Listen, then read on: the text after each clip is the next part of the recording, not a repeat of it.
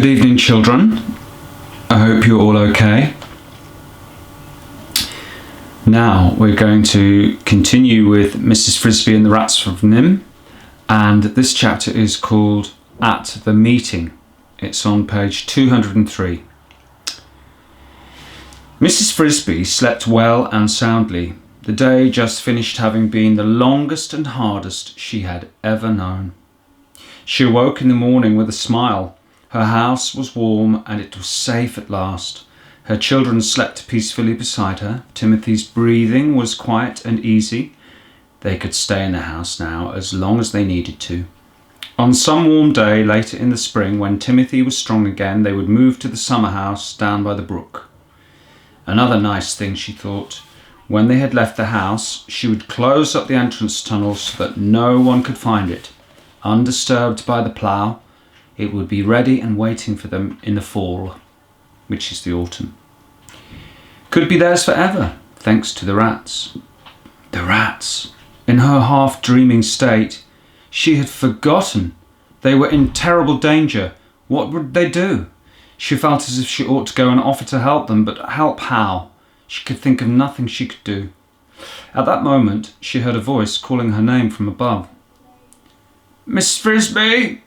She left the bed and went to the bottom of the entrance hole. "Yes, who's calling?" "It's me, Brutus. Can you come up?" Mrs Frisby climbed up and out of her front door, blinking in the early morning sunlight. "Nicodemus wants to know if you can come with me. He's having a meeting." "Yes, let me just wake the children and tell them." 2 minutes later she was walking with Brutus towards the rose bush. "What does Nicodemus want?" "It's about the men. Justin told us last night. Nicodemus thinks they may be from NIMH. He wants to ask you more about what Miss Fitzgibbon said." That morning there were 2 rats on sentry duty, one just inside the entrance to the rose bush, watching Mr Fitzgibbon's house, and another at the arch where Brutus had stood. All the rest were gathered in the large assembly room. Mrs Frisby had seen when she got out of the lift. Nicodemus, Justin, Arthur and 2 other rats sat on the raised platform at the end. The rest sat facing them, filling every square inch of floor space except for an aisle up the centre. Mrs Frisby had never seen so many rats. Even the young ones were present. She spotted Isabella staring up at the platform with wide round eyes. Some of the mothers held small babies at their sides. Most of them looked anxious. There was an air of tension, but none of panic. Brutus led her up up the centre aisle to the raised platform. There was a table on it, covered with papers, and one vacant space where a chair had been placed for Mrs Frisby. The rats waited in complete silence while she sat down. Then Nicodemus said quite formally, "Justin has told us all that happened, Mrs Frisby. It seems you have more than repaid us for the help we gave you in moving your house. Just as your husband did once, you have saved us from a disaster. Death or capture, we do not know which yet." Justin gave her a wink. "Mrs Frisby had a taste of capture herself last night." "Would you tell us, as well as you can remember it, word for word, what Mr Fitzgibbon said about the rats, about the men who were at the store?" said Nicodemus. Well as I can remember it." Mrs Frisby's voice sounded small in the big room. "Mr Fitzgibbon said a strange thing had happened in the hardware store. Henderson's, he called it." Her memory was good. She had listened with great care to what Mr Fitzgibbon had said, and she was able to recall the whole conversation word for word. The rats sat quietly while she told it. Then Nicodemus went back over it, asking questions. "You say that Mr Fitzgibbon said 6 or 7 rats. Did he ever say which number it really was?" "No, I don't think he paid much attention to the number." "Jenna's group was 7, said Justin. "But it could be a coincidence." "Did he say how far away the town was where this happened, or did he name it?" "No, but it must not be very far away. He'd been there and back that day." "Did anyone see his car go out?" Nicodemus asked the others. I heard it, Brutus said. I was on duty. It went after lunch. And he was back by dinner, but which direction? If we knew, we might send someone. You see, Nicodemus explained to Mrs Frisby, we need to know who those men are. If they're from NIMH, things are much worse for us. We'd never make it, said Arthur. Driving at, say, 40 or 50 miles an hour, Mr Fitzgibbon might have gone 15 or 20 miles in any direction and returned easily the same afternoon. On the map, there was a road map on the table. You can see it could have been any one of half a dozen small towns, and each one of them might have had an hardware store. You're right, of course, said Nicodemus. Without the name, that idea is hopeless. He turned back to Mrs Frisby. Mr Fitzgibbon said the rats were grouped around the motor as if trying to move it.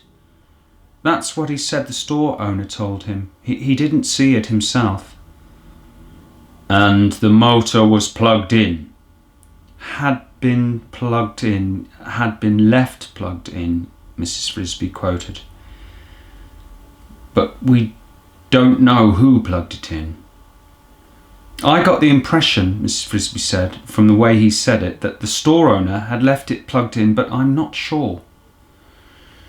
That would make sense, Arthur said. If it was Jenna, and if they had plugged it in themselves, they'd have known better than to try to move it, so they must have not realised. It was probably pretty dark in the store. Poor Jenna, said Nicodemus. I wish she had stayed with us. It will be poor us, said one of the rats at the table. Mrs Frisby did not know his name. If we don't get on with this. He did not mention the doctor's name, Nicodemus said. Did he even say a word about what he looked like? No. Did he describe the truck at all? No, only that it was full of equipment. Are you sure about the headlines in the local paper? Mechanised rats invade hardware store? I'm sure that's what Mr Fitzgibbon said it was, but I don't think he saw it. He didn't say so. In a way, that's the most puzzling thing about the whole story, Nicodemus said.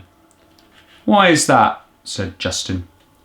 Because the headline doesn't really fit the facts. You don't call a bunch of dead rats mechanised just because you find them on a shelf near a motor. Maybe not, said the nameless rat. But then, why did the newspaper say that? I'm wondering, Nicodemus said, if perhaps there wasn't more to the story, some stronger reason to think they were really taking the motor away or that they knew how to use it. Maybe some other motors had been stolen, Justin said, or some tools. That would make them seem mechanised.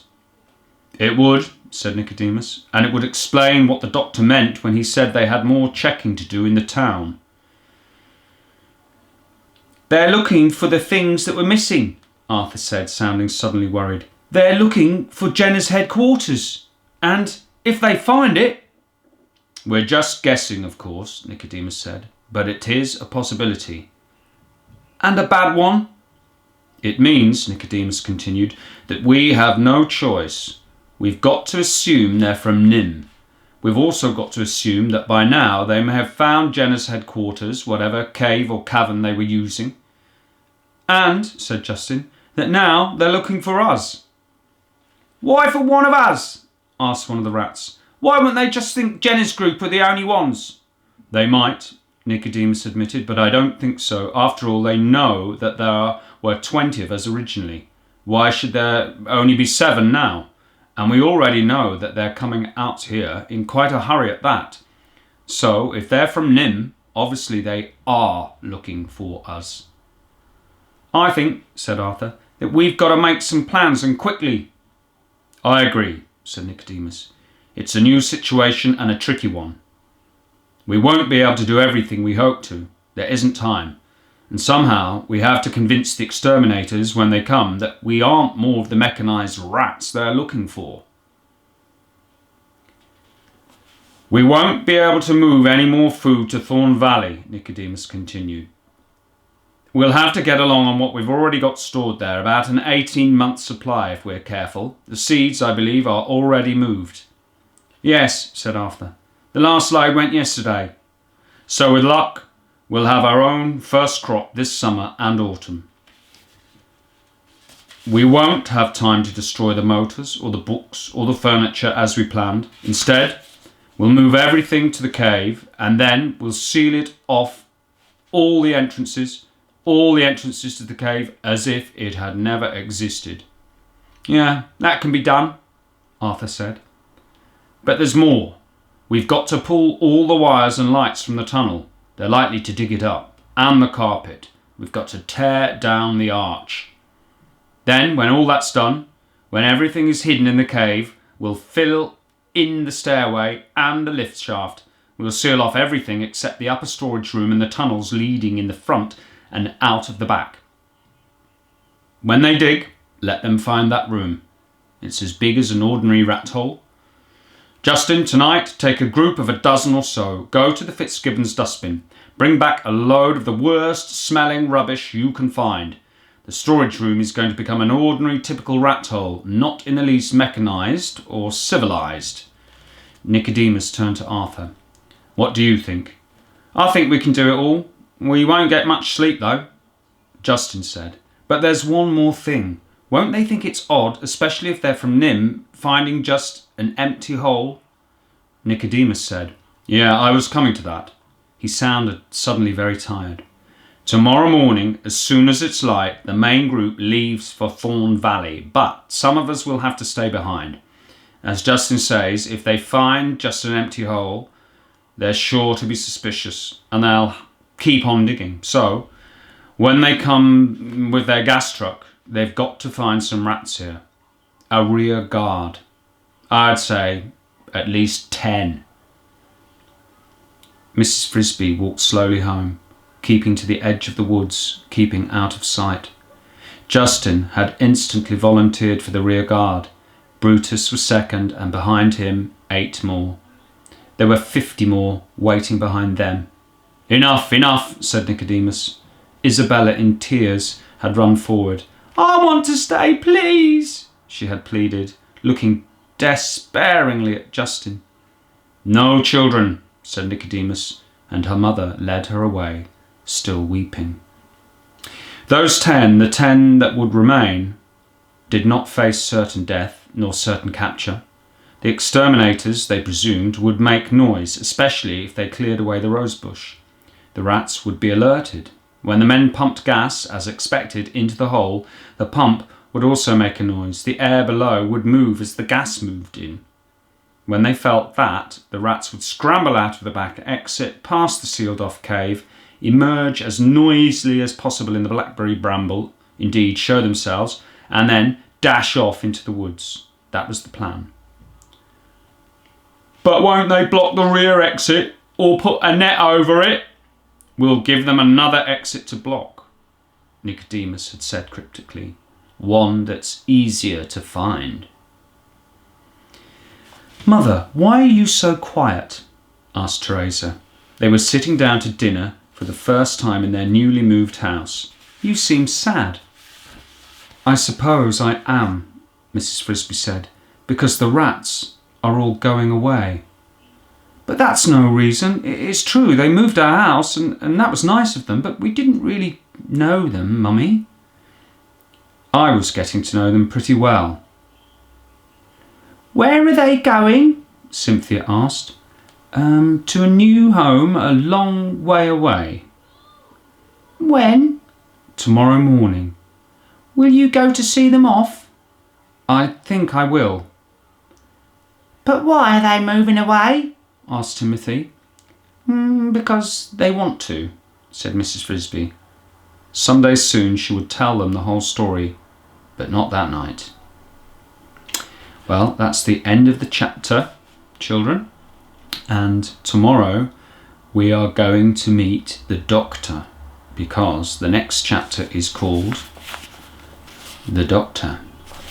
So, until tomorrow, God bless, sleep well, sweet dreams, and say your prayers, I think we should pray for our families, of course, and the Prime Minister, who's not very well at the moment.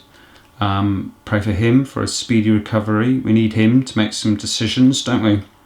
And pray for all those people who are poorly at the moment and all the people who are looking after them and making them all better. Okay. God bless. See you tomorrow.